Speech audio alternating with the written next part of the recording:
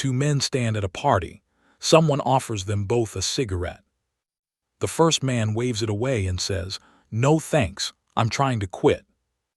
The second man does the exact same thing, same wave, same refusal, but what he says is completely different. He says, "No thanks, I'm not a smoker."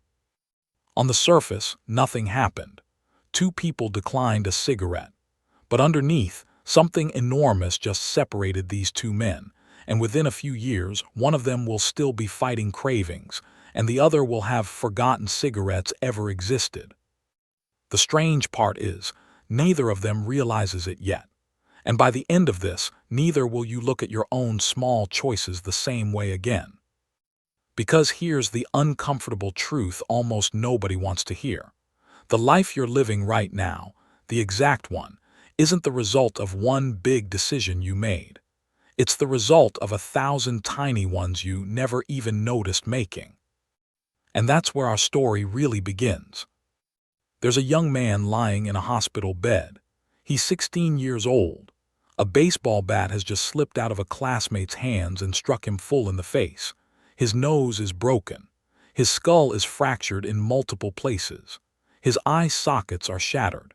His brain is swelling so badly that he starts having seizures, and the doctors put him into a medically induced coma just to keep him alive. That young man was James Clear. When he finally recovered, he wasn't a hero. He wasn't stronger, faster, better. He was worse. He got cut from his high school varsity baseball team. His whole identity as an athlete just quietly collapsed. And here's the part that matters. He didn't come roaring back with some dramatic transformation. There was no montage, no single magic moment. Instead, when he got to college, he started doing something almost laughably small. He fixed his sleep. He kept his room tidy.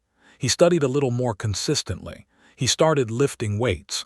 None of it looked impressive. If you'd watched him for a week, you'd have seen nothing worth mentioning. But he kept doing it, month after month, year after year. And slowly, invisibly, those tiny habits began to stack. By the time he graduated, he'd become the top male athlete at his entire university. He earned academic All-America honors. He rebuilt a life that had been physically shattered, using nothing but small habits repeated over a very long time. And that experience gave him the central idea he'd eventually pour into a book called Atomic Habits, an idea that sounds obvious until you really understand it. The quality of your life depends on the quality of your habits. Now, most people hear that and nod along and immediately forget it. So let me show you why it's not just a nice quote. Let me show you the math, because the math is genuinely shocking. Imagine you get just 1% better at something every single day. Not 10%, not twice as good. 1%, so small you'd barely notice. If you do that for a year, you don't end up 1% better, or even twice as good. You end up 37 times better. Now flip it. Imagine you get 1% worse every day. One tiny bad choice repeated. After a year, you've declined almost to zero. That's the same gap that separates the person who slowly builds a great life from the person who slowly falls apart. And the terrifying thing is, on any given day, the two of them look almost identical. This is exactly what happened to a struggling group you might not expect: British cycling. For nearly 100 years, British cyclists had been an embarrassment. In over a century, they'd won a single Olympic gold medal. They'd never won cycling's biggest race, the Tour de France, ever. It got so bad that one of the top bike manufacturers in the world refused to sell them bikes because they didn't want to be associated with losers. Then a man named Dave Brailsford took over, and he had a strange, almost boring philosophy. He called it the aggregation of marginal gains. The idea was simple. Find 1% improvements in absolutely everything and add them all up. So they did. They redesigned the bike seats to be more comfortable. They rubbed alcohol on the tires for a better grip. They had riders wear heated shorts to keep their muscles at the ideal temperature. That's the obvious stuff. But then it got weird. They tested different massage gels to see which helped muscles recover fastest. They hired a surgeon to teach each rider how to wash their hands properly to avoid catching colds. They tried out dozens of pillows and mattresses to find which combination gave each rider the best night's sleep, and then brought those exact pillows to every hotel. Individually, every single one of these things was almost pointless. A better pillow doesn't win the Olympics. But together, within just a few years, British cyclists dominated. They crushed the 2008 Olympics, then the 2012 Olympics, winning an absurd share of the medals. And they didn't just win the Tour de France once. They won it 5 times in 6 years. A century of failure reversed, not by one heroic act, but by 100 tiny ones nobody would ever have noticed on their own. But here's the problem. Here's why almost nobody actually does this, even after they hear the story. Because when you make small changes, for a long time, it feels like nothing is happening. Picture an ice cube sitting in a freezing room. You slowly turn up the heat, 26 degrees, 27, 28. The ice just sits there, 29, 30, 31, still nothing. It looks exactly the same. You'd swear you were wasting your time. And then one more degree, 32. And the ice starts to melt. Nothing about that final degree was more special than the others. Every degree before it was necessary. All that heating you thought was wasted was actually being stored. The change was invisible right up until the moment it wasn't. Clear calls this the plateau of latent potential, and it's the exact place where most people quit. They put in weeks of effort, see no visible result, decide it isn't working and walk away, right before the ice was about to melt. You've probably lived this. You start working out and after 2 weeks the mirror looks the same, so you stop. You start saving money and the account looks pathetic, so you give up. You were heating the ice. You just quit at 31 degrees. So why does this happen? Why do smart, motivated people keep abandoning things right before the breakthrough? The answer flips almost everything you've been taught about success. You've been told to set big goals, dream big, aim high, and goals aren't useless. They point you in a direction. But here's the trap nobody warns you about. Think about it. Every single athlete who lines up for an Olympic final has the same goal, to win the gold. Winners and losers share the exact same goal, so the goal itself can't be what separates them. What separates them is their system, the daily process, the habits, the training that happens when no one is watching. And this leads to one of the most important sentences in the entire book, one worth stopping and really letting land. You do not rise to the level of your goals. You fall to the level of your systems. You don't magically perform at the height of your ambitions. On any given day, you sink to the level of the routines you've actually built. If your system is scrolling your phone in bed at midnight, no amount of wanting to be well-rested will save you. You fall to your system. So goals set the direction, but your systems determine whether you actually get there. And that reframe alone would be valuable enough. But it's not even the deepest layer, because underneath your systems, there's something quieter and far more powerful driving everything. Let me show you with a story about a man and his fingernails. There was a man named Brian who had chewed his nails his entire life. A horrible habit. He'd bitten them down for as long as he could remember.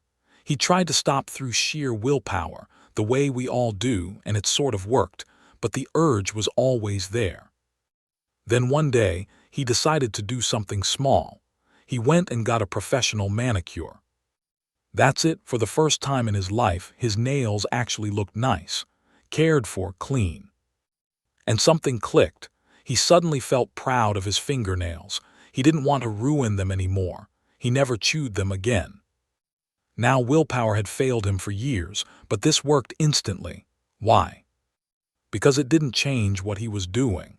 It changed how he saw himself. He stopped being a nail-biter who was trying to quit. He became a person who takes care of his hands. And this is the secret hiding underneath everything. There are 3 layers to any change. The outer layer is your outcomes, what you get. Losing the weight, writing the book, making the money. Most people start here. The middle layer is your processes, what you do, your systems and habits. But the deepest layer, the core, is your identity, what you believe about yourself. And here's the thing, most people try to change from the outside in. They chase an outcome and hope the identity follows. But real, lasting change works the other way around. It starts at the core. Which brings us back to those 2 men at the party. The first man said, "I'm trying to quit." Notice the identity hidden in those words. He still believes he's a smoker who's fighting himself. The second man said, "I'm not a smoker." No fight, no willpower needed. The behavior just flows naturally from who he believes he is. Because behavior that goes against your identity will never last. You can force it for a while, but eventually you snap back to who you think you are. So the real question isn't, what do I want to achieve? It's, who do I want to become? And here's the beautiful, practical part. You don't become that person by declaring it. You become it by proof. Clear puts it perfectly. Every action you take is a vote for the type of person you wish to become. Every time you write a single paragraph, you cast a vote for "I'm a writer." Every time you go for a short run, you cast a vote for "I'm the kind of person who doesn't miss workouts." No single vote changes the election, but the votes pile up, and slowly the evidence becomes overwhelming. You are quite literally becoming your habits. There was a woman who lost over 100 pounds, and she said the only question she ever asked herself was this: what would a healthy person do? Not, how do I lose weight, but who would a healthy person be, and what would they choose right now? And she just kept voting for that person until she became her. So now you understand the why. Small habits compound. Systems beat goals. And the deepest reason to build habits isn't to get something, it's to become someone. But understanding this and actually doing it are 2 very different things. So how do you actually build a habit that sticks? Every habit, it turns out, runs on the same 4-step loop, discovered over a century ago in a strange experiment with cats. A psychologist put cats inside puzzle boxes. To escape, a cat had to press a lever. The first time, the cat just fumbled around randomly until it accidentally hit the lever and the door opened. But here's what's fascinating. Each time he put the cat back in, it escaped a little faster. Eventually, the cat would walk in, calmly press the lever, and stroll out. It had learned. And that's how every habit forms. There's a cue, the trigger, a craving, the desire, a response, the action you take, and a reward, the payoff that tells your brain, do that again. From that simple loop, Clear built 4 rules for creating any good habit. Make it obvious, make it attractive, make it easy, make it satisfying. And to break a bad habit, you just flip them. Make it invisible, unattractive, difficult, and unsatisfying. Let me show you each one in action, because this is where your life actually starts to change. The first rule is to make it obvious, and it starts with a strange fact. Most of your habits have become so automatic that you can't even see them anymore. There's a story of a paramedic sitting at a family dinner. She looks across the table at her father-in-law and, without knowing why, becomes convinced he needs to go to the hospital immediately. He feels fine. He protests, but she insists. At the hospital, they discover a major artery is dangerously blocked. He was hours away from a fatal heart attack. She'd saved his life. How did she know? She couldn't say exactly, but her brain, trained by years of emergencies, had unconsciously picked up on a subtle change in the color and distribution of blood in his face. Her brain read the cue before her conscious mind had any idea. That's how powerful cues are. And that's the danger. When cues run your life invisibly, you're not really in control. As the psychologist Carl Jung put it, until you make the unconscious conscious, it will direct your life and you'll call it fate. So the first step is awareness. And the simplest way to make good cues obvious is to design your environment. Here's my favorite proof. A researcher named Anne Thorndike wanted to get people in a hospital cafeteria to drink healthier. She didn't put up a single sign. She didn't lecture anyone. She just added bottles of water next to the registers and at every food station, making it the easy thing to grab. Without a single word spoken, soda sales dropped by more than 11%, and water sales jumped by nearly 26%. People didn't get more disciplined. Their environment just quietly changed their choices. Clear discovered this in his own kitchen. He wanted to eat more apples, but he kept them hidden in the crisper drawer of his fridge, and they just rotted. So he put them in a bowl. Right in the center of the counter where he'd see them, he started eating apples. Same person, same apples, different location. You don't have to be the victim of your environment. You can be the architect of it. And this cuts the other way too. The secret to self-control isn't willpower. It's making bad cues invisible. The proof is chilling. During the Vietnam War, an enormous number of American soldiers became addicted to heroin. Around 20% of them. Officials back home were terrified, bracing for a wave of addicts flooding back into the country. But when those soldiers came home, only about 5% became re-addicted within a year. 5%.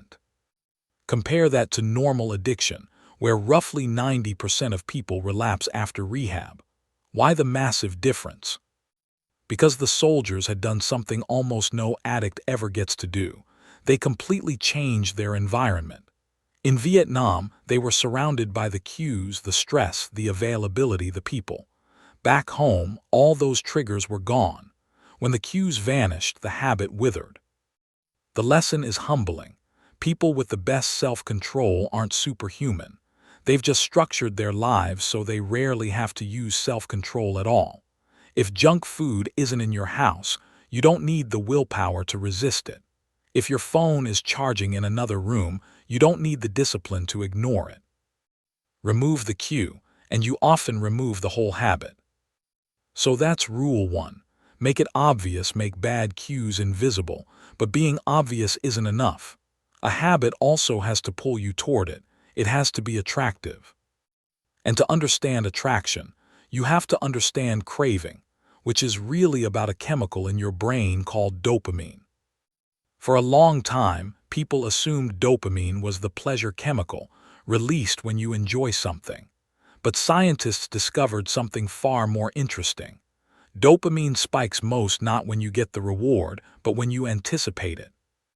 Read that again. It's the anticipation of a reward, not the reward itself, that drives you to act.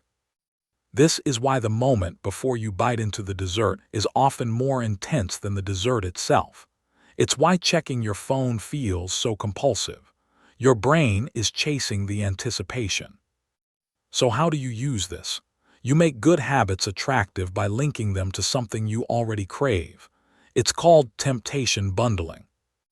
There's a wonderful example of an engineering student named Ronan who loved binge-watching Netflix but knew he should exercise more. So he hacked his stationary bike and connected it to his laptop. He wrote a program so that Netflix would only play while he was pedaling fast enough. The moment he slowed down, the show paused. Suddenly, the thing he wanted, watching his shows, was chained to the thing he needed, exercising. As he joked, he was eliminating obesity one Netflix binge at a time. You can do this with almost anything. Only listen to your favorite podcast while walking. Only get your fancy coffee while reviewing your finances. Pair the craving with the task, and the task borrows the craving's power. But attraction doesn't only come from inside your own head. It comes from the people around you. Because we are, deep down, herd animals, and we desperately want to belong. Consider the Polgar sisters. A Hungarian man named Laszlo Polgar believed that geniuses are made, not born. So he decided to raise his 3 daughters in a home utterly obsessed with one thing: chess. Their house was filled with chess books. Chess was celebrated, discussed, adored. It was simply the normal, exciting thing to do. All three daughters became world-class players. One of them, Judith, became the youngest chess grandmaster in history at the time, better than the record set by Bobby Fischer. Now the girls didn't feel forced. They loved it. There's a story of one sister as a child being found playing chess alone in the bathroom late at night, complaining, "Daddy, the pieces won't leave me alone." That's the power of culture. When a behavior is normal in your tribe, it becomes effortless and attractive. Which means one of the most powerful things you can do for any habit is to join a group where your desired behavior is already the normal behavior. Nothing sustains motivation like belonging. So make it obvious, make it attractive. Now for the rule that trips up almost everyone. Make it easy. Here's where people get confused, so pay attention. Most of us confuse being in motion with taking action. Motion is when you plan, research, strategize.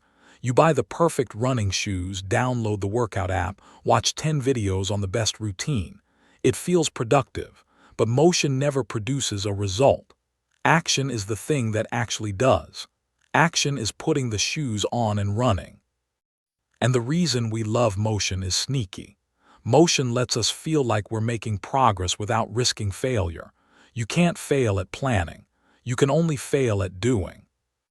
There's a photography teacher who split his class into two groups. He told the first group they'd be graded purely on quantity.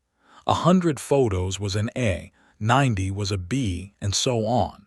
The second group was told they'd be graded on quality.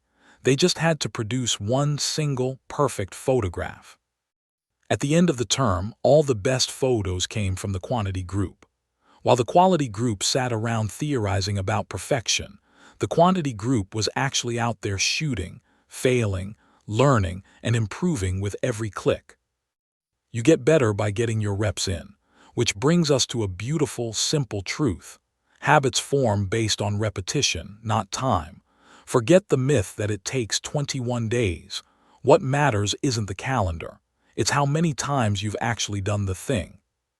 So how do you get yourself to do the thing, especially when you don't feel like it?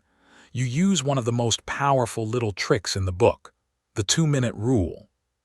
It says when you start a new habit, it should take less than 2 minutes to do. Want to read more? The habit isn't read a book. It's read 1 page. Want to run? The habit isn't run 3 miles. It's put on my running shoes. Want to write a novel? The habit is write 1 sentence. Now this sounds too easy to work, but here's the genius of it. The point isn't the 2 minutes. The point is to master the art of showing up, because you cannot improve a habit that doesn't exist. You have to standardize before you can optimize. A choreographer named Twyla Tharp understood this perfectly. She woke up at 5:30 every morning to work out. But when asked about her routine, she said the ritual wasn't the workout at all. The ritual was hailing the cab to the gym. Once she was in that cab and told the driver where to go, the habit was locked in. Everything else just followed. You just have to hail the cab. Once you show up, momentum carries you the rest of the way. There's a man who lost over 100 pounds using exactly this. He decided to go to the gym every day, but he made a strict rule with himself. He wasn't allowed to stay longer than 5 minutes. 5 minutes, then he had to leave. It sounds ridiculous, but he was training himself to become a person who shows up. And once showing up was automatic, the rest took care of itself. So we've covered obvious, attractive, and easy. These 3 make a behavior more likely to happen this time. But there's one final rule that determines whether you'll ever do it again. Make it satisfying. Because here's the cardinal rule of all behavior change. What is immediately rewarded gets repeated. What is immediately punished gets avoided. And this reveals the cruel trick behind why bad habits are so easy and good habits are so hard. With bad habits, the reward is immediate and the cost comes later. Eating junk food feels good now. The weight gain comes months from now. With good habits, it's reversed. The cost is immediate and the reward comes later. The workout hurts now. The fit body comes months from now. Our brains evolved to grab immediate rewards, so we're fighting our own wiring. The solution is to add a little immediate satisfaction to your good habits. Watch how powerfully this worked in one of the poorest neighborhoods in the world. In the slums of Karachi, Pakistan, children were dying from preventable diseases spread by dirty hands. The problem wasn't ignorance. People knew hand washing mattered. The problem was consistency. It just wasn't satisfying enough to do reliably. So a public health researcher tried something clever. Instead of ordinary soap, he brought in a premium soap that lathered beautifully and smelled wonderful. Suddenly, washing your hands wasn't a chore. It felt good. It was a small, pleasant, sensory experience. And the results were staggering. Cases of diarrhea dropped by more than half. Pneumonia fell by nearly half. And here's the incredible part. The habit was still going strong 5 years later. Because they made it satisfying, it stuck. Now, the simplest way to make a habit satisfying is to see your progress.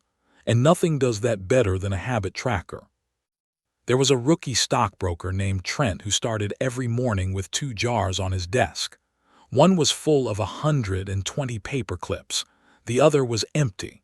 Every time he made a sales call, he moved 1 paper clip from the full jar to the empty one. And he wouldn't stop until every clip had moved. That's it, but watching those clips pile up gave him a tiny hit of satisfaction with every single call. Within 18 months, that young man was bringing in $5 million in business. Marking an X on a calendar, moving a paper clip, checking a box.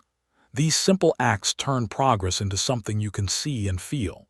And as the comedian Jerry Seinfeld famously said about writing jokes every day, the only rule is, don't break the chain. But of course life happens. You will miss a day. And this is where almost everyone destroys themselves. They miss one day, feel like a failure, and spiral. One missed workout becomes a missed week, becomes a quit. So here's the single most important rule for staying consistent. Never miss twice. Missing once is an accident. It happens to everyone. But missing twice is the start of a new habit, the wrong one. So the moment you slip, your only job is to get back on track immediately. You don't need a perfect day. You just need to not miss twice in a row. The people who succeed aren't the ones who never fail. They're the ones who fail and bounce back fast before the slip becomes a slide. And this is where everything we've talked about circles back to that one big idea. Because even on a bad day, showing up in a small way still casts a vote for who you want to be. A lost day hurts you more than a good day helps you, which is exactly why you protect the chain. So let's step back and look at the whole picture, because I think you're starting to see it now. You don't need a dramatic transformation. You don't need to overhaul your entire life this weekend. That's the lie that keeps people stuck, waiting for a burst of motivation that never quite comes, or that fades in 3 days. What you actually need is to get 1% better. Then do it again tomorrow. And design your world so those tiny improvements happen almost automatically. Make the good habit obvious so you can't miss the cue. Make it attractive so you want to do it. Make it easy so starting takes no effort. And make it satisfying so you come back tomorrow. And underneath all of it, remember what you're really doing. You're not just trying to lose weight or make money or read more. Every small action is a quiet vote for the person you're becoming. There's an old philosophical riddle. Can a single coin make a person rich? No, of course not. One coin means nothing. But if you keep adding coins one by one, at some point that person is undeniably rich. So which coin made them wealthy? None of them and all of them. That's the whole truth about your life. No single habit will transform you. The one workout, the one page, the one healthy meal, none of them matters on its own. But stacked together, repeated over years, they become the entire difference between the person you are and the person you could be. Small habits don't add up, they compound. Now, everything I've shared with you comes from Atomic Habits by James Clear, and honestly, we've only scratched the surface. The book is filled with dozens more of these stories, the neuroscience behind why any of this works, and step-by-step tools for building the exact system your life needs. If these ideas struck something in you, the full book goes far deeper than I ever could hear, and it's genuinely worth your time. You'll find it linked below. But here's what I really want you to walk away with. Right now, today, you're going to make dozens of tiny choices you'll barely even notice, and each one is a vote. So the only question that matters is this. The person casting those votes today, are they voting for the future you actually want? Because you don't rise to the level of your goals, you fall to the level of your systems. And the beautiful thing is, starting today, in the next 2 minutes, you get to start building better ones.